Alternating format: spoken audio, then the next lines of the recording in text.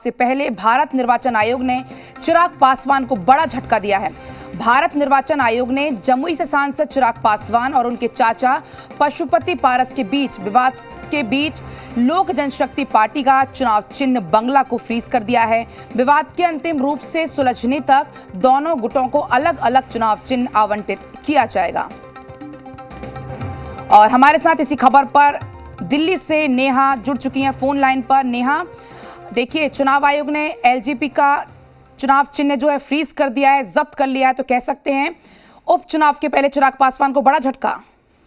बिल्कुल, देखिए पलक, इसी चीज के लिए चिराग पासवान ने 10 सितंबर को इलेक्शन कमीशन में अर्जी डाली थी कि बिहार में उपचुनाव होने हैं। इसके मद्देनजर उनको पार्टी सिंबल और जो मैटर इन लोगों के बीच में पार्टी सिंबल का चल रहा है वो क्लियर कर दिया जाए, जिससे जो उम्मीदवार उतरेंगे उनको सिंबल दे दिया जाए। और इसी के मद्देनजर जो इलेक्शन कमीशन है उन्होंने कदम उठाया है और ये कॉन्स्टिट्यूशन के मुताबिक है कि जब भी पार्टियों में इस तरीके से विवाद होते हैं तो दोनों दलों को अलग अलग चुनाव चिन्ह टेम्पररी तौर पे दे दिया जाता है, जिससे वो चुनाव लड़वा सकते हैं। और ये कई बार, पिछली बार भी जब जेडीयू जो जनता दल यूनाइटेड बनी और शरद पवार अलग होकर गए तो उस वक्त भी ये चीज हुई थी। और इस वक्त भी जो लोक जनशक्ति पार्टी है उसमें भी हुआ है कि सिंबल को रिजर्व कर लिया गया है।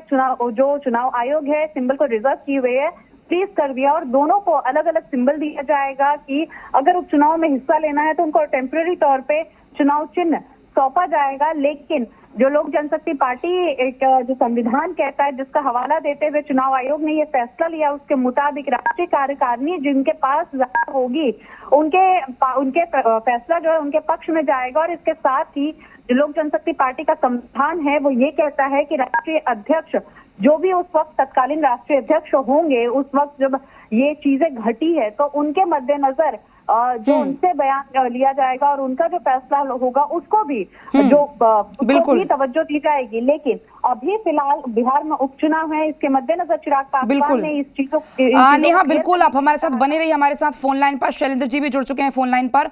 शैलेंद्र जी, देखिए, इस पूरे मामले के बाद कह सकते हैं चिराग पासवान को एक बड़ा झटका उपचुनाव के पहले।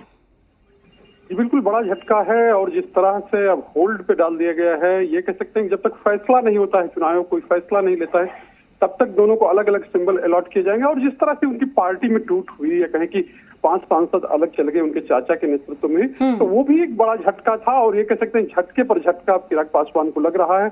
और हाल में उन्होंने जिस तरह से यात्रा की थी बिहार में और एक तरह से गोलबंदी की कोशिश की थी और ये कह रहे थे कि असली पार्टी हमारी ही है, लेकिन अब जो चुनाव आयोग में जिस तरह से मामला ये पेच फंसा है, तो ये कह सकते हैं कि फिलहाल के लिए झटका है। अब असली पार्टी किसके पास है ये तय करना चुनाव आयोग का काम है।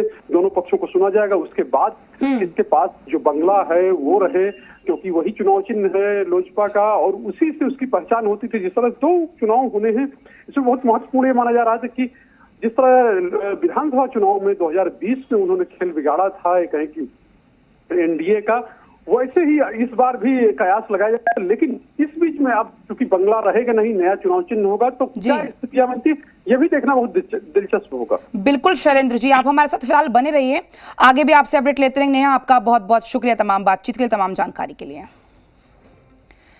चलिए आगे बढ़ेंगे। चक्रवात गुलाव के चलते